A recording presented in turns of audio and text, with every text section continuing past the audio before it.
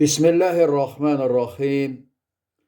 Elhamdülillahi Rabbil alemin ve salatu ve selamu ala eşrefil enbiya vel murselin amma ba'd. Möhtərəm müsəlmanlar, ilk öncəsi salamlayıram. Esselamu aleykum ve rahmetullahi ve berekatuh.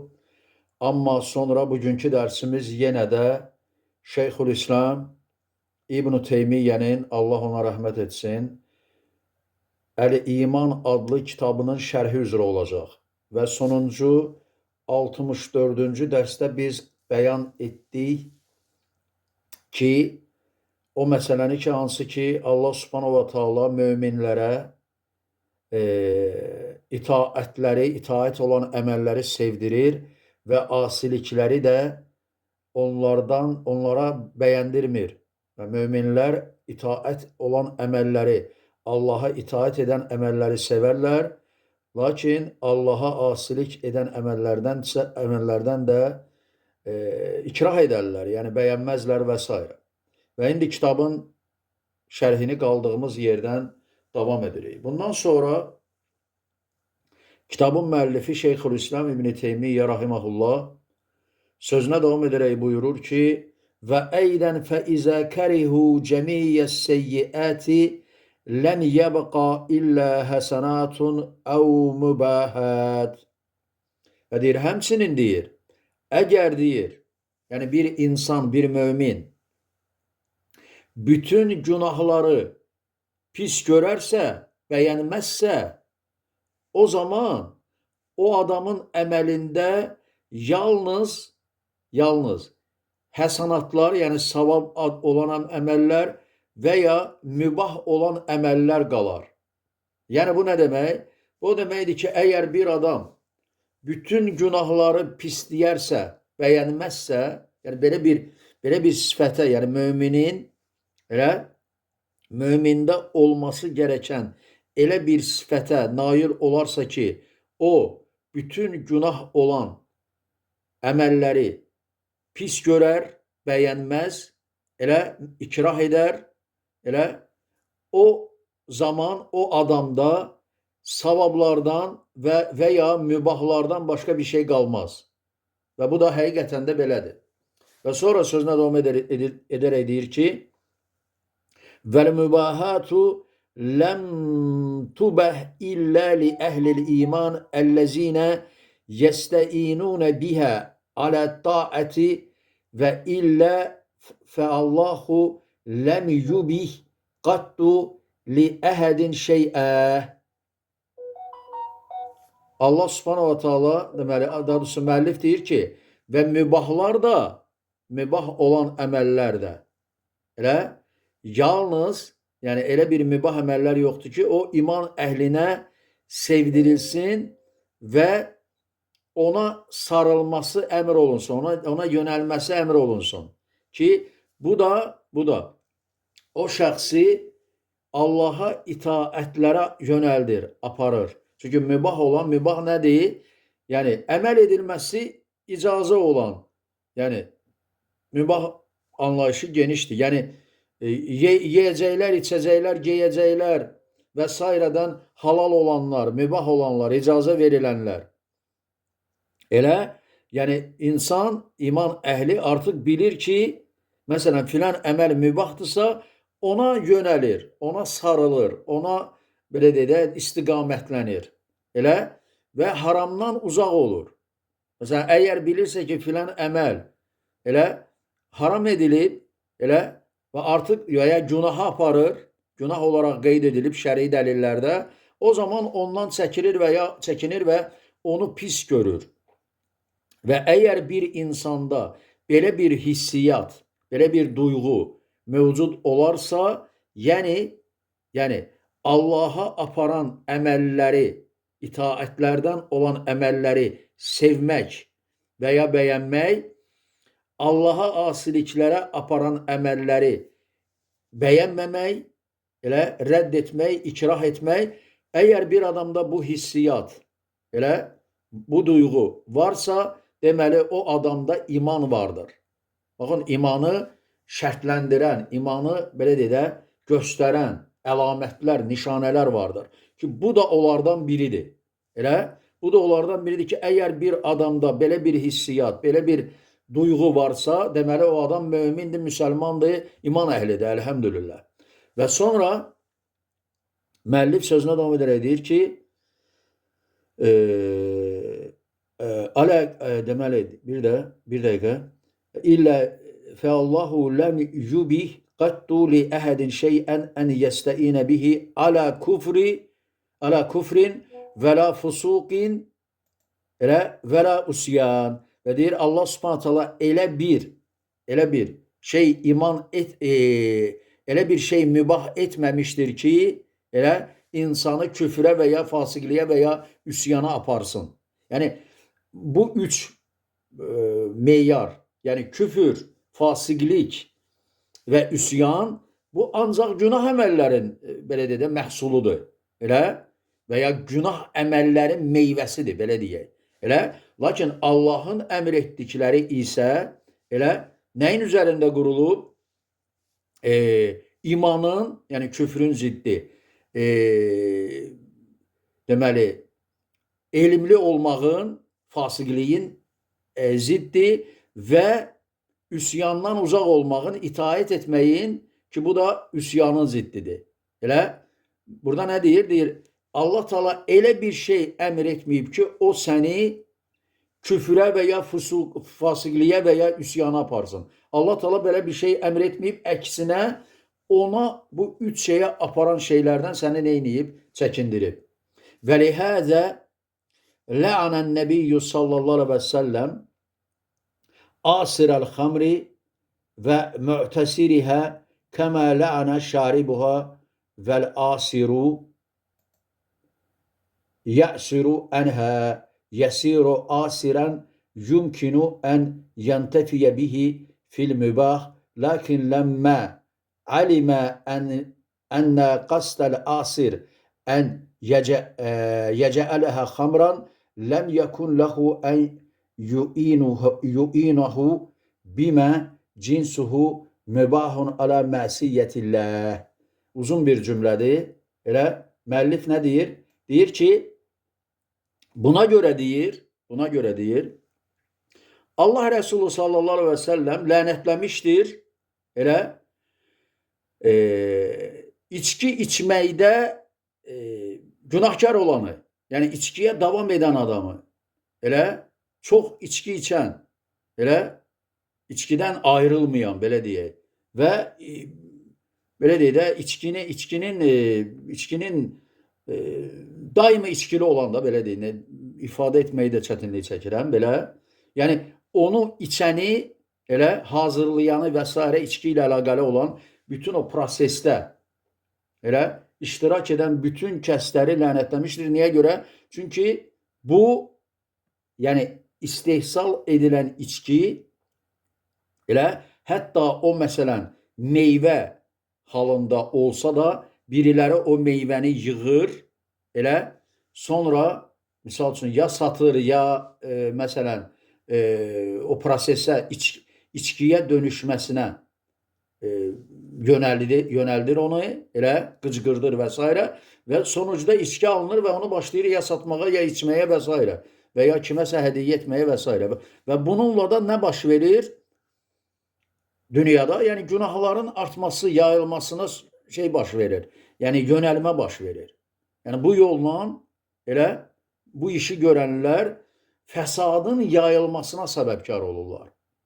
Elə, dolayısıyla bu səbəbdən də Allah Rəsulü sallallahu aleyhi və səlləm və ya Allah subhanət Allah, çünki Allah Rəsulunun lənətləməsi Allahın lənətləməsidir. Elə, Allah Rəsulü sallallahu aleyhi və səlləm lənətləyibsə, bu təbii ki, Allahdan olan bir hökmdür və bunun da edilməsi ona görə edilir ki, elə bəyan olunsun insanlara ki, bax bu əməl şiddətli günahdır, ondan çəkinin. Çünki lənətlənmiş əməl böyük günahlardandır. Elə və böyük günahlar da insanı cəhənnəmə apara bilən hallardandır, belə deyək. Çünki günahlar iki cürdür. Əl-kəbair, əs-səğair. Kəbairlər elə sahibini cəhənnəmə apara bilən böyük günahlardır. Kiçik günahlar isə sahibini cəhənnəmə aparmır, lakin onlar da tərk olunmalıdır. Niyə görə? Çünki sən əgər onu tərk etməsən, elə o səni böyük günahlara aparıb çıxarar. Elə o səni böyük günahlara aparıb çıxarar ki, bu da nədir? Mətlub deyil. Bu, yəni tərk edilməsi gərəkəndir. Bu önəmli bir xüsusdur. Bunu hər kəsən bilməlidir. Ona görə içki, ona görə haram edilib ki, insana nə edir? Zərər verir. Elə və ya insan onunla asiliklərə gedir və cinayətlər və s. yə sövq edir, belə deyək. Və uzun bir şərh oldu. Nə dedi?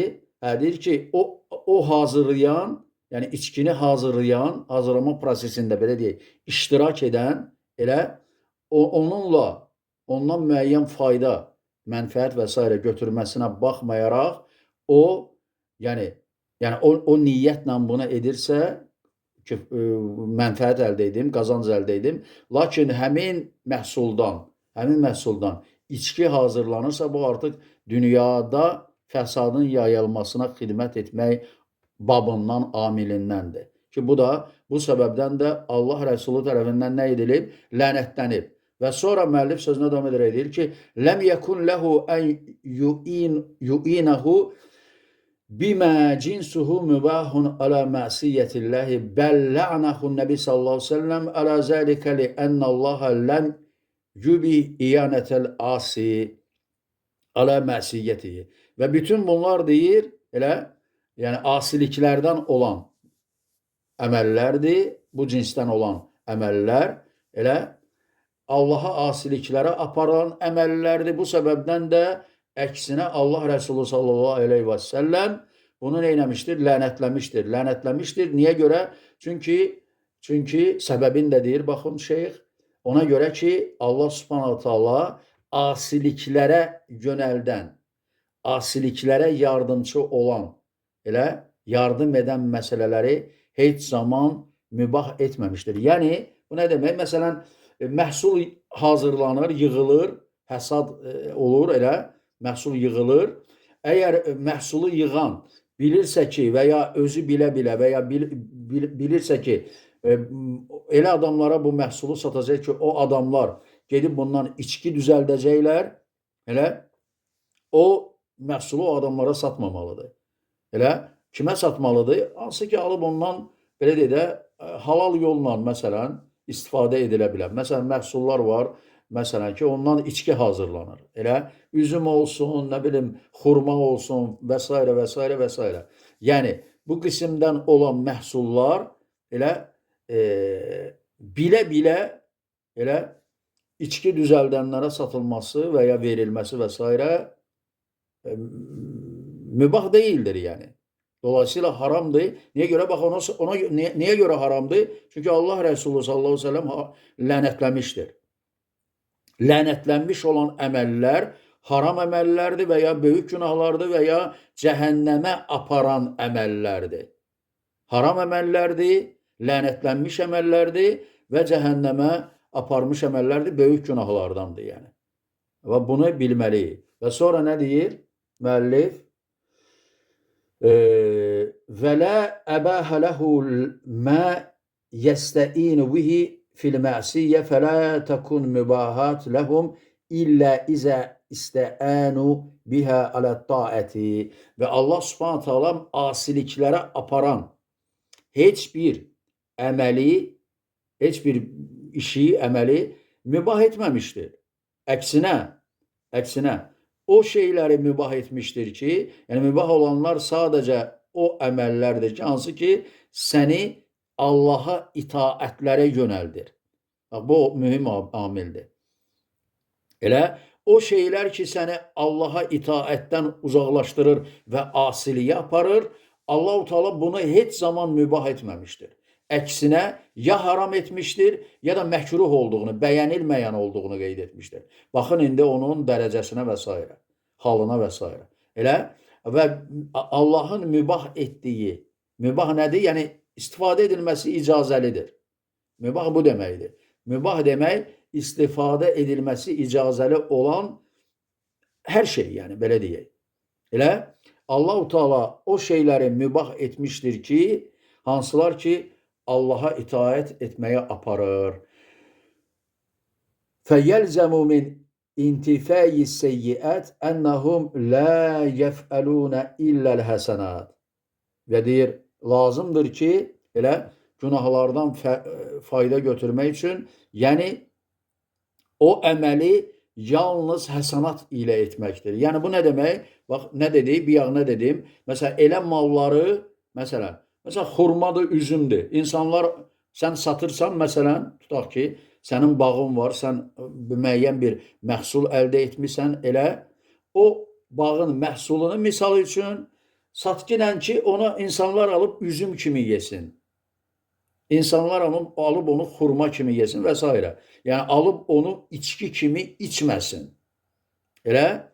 Yəni dolayısıyla Allah-u Teala o əməlləri mübah edib ki, hansı ki və o əməllərdən faydalanmağı tövsiyə edib ki və ya əmr edib ki və ya mübah edib ki, o əməllər yalnız və yalnız həsənatlara, savablara aparır.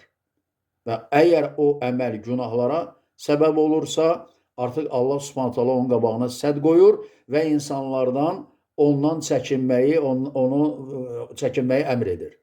Onun qadağan edildiyini əmr edir. Bax, belə bir əhkamlar mövcuddur. Bundan sonra müəllif sözünə davam edərək deyir ki, وَلِهَذَا كَانَ مَنْ تَرَكَ الْمَعَاسِ كُلَّهَا فَلَا بُدَّ أَنْ يَشْتَغِلَ بِتَعَيَةِ اللّٰهِ Deyir, buna görə də deyir, baxın səbəbini də deyir. Buna görə də deyir, kim ki deyir, bütün asilikləri tərk edər, o labüddür ki, onun o işlərlə məşğul olsun ki, hansı ki o işlər Allaha itaətlərdən sayılır. Əgər sən, ey müsəlman, ey mömin, ey insan, əgər sən bütün asilikləri tərk etsən, çünki insan bir şeylə məşğul olur, elə bir şeylə əməl edir. Yəni, səndən də tələb olunan nədir? Asiliklərə aparan əməlləri tərk etsən və sən əgər bütün asilikləri tərk etsən, o zaman Allaha itaət edən əməllər ilə məşğul olacaqsan ki, Allahın da bizdən istədiyi budur və bunun belə olması da labüddür, başqa cürdə nədir? Ola bilməz. Çünki əməllər iki cürdür. Savab qazandıran, günah qazandıran. Elə sağ tərəfin yazdığı, yəni sağ çiyində olan mələyin yazdığı əməllər, savablar, sol çiyində olan mələyin yazdığı əməllər, yəni günahları, asiliklər. Elə biri sənə savab qazandırır, biri sənə günah qazandırır. Ona görə də əgər sən bütün günahları və asilikləri tərk etdiyin zaman, deməli sən məşğul olacaqsan yalnız Allaha itaət edən əməllərlə və bu da mətlubdur, Allahın istiqamət verdiyi və səndən tələb edib və istədiyi bir haldır. Və buna nail olan bir kəs artıq elə Allahı asiliklərdən uzaqlaşmış və Allaha itaət etməyə yönəlmiş bir şəxs olur ki, o adam artıq mükəmməl bir, belə deyək də, üsluba, imana sahib olar ki, artıq hətta ihsan, yəni iman mərtəbəsindən elə ihsan mərtəbəsinə qalxmasına vəsilə olar. İhsan mərtəbəsi də imanın ən yüksək mərtəbəsidir. Hansı ki, deməli, bir insan Allaha o cür ibadət edir ki, sən Allahı görmüş kimi ibadət edirsən, sən Allahı görməsən də, yəni Allah səni görmüş kimi ibadət edirsən. Bax, burada qalırıq. İnşallah mövzu tamamlanmadı. Gələn dəfə, inşallah gələn dərsdə bu mövzunu davam edəcəyik. Müxtəsər bu qədər. Allah bilir. Əssalamu aleykum və rəhmətullahi və bərəkatuhu.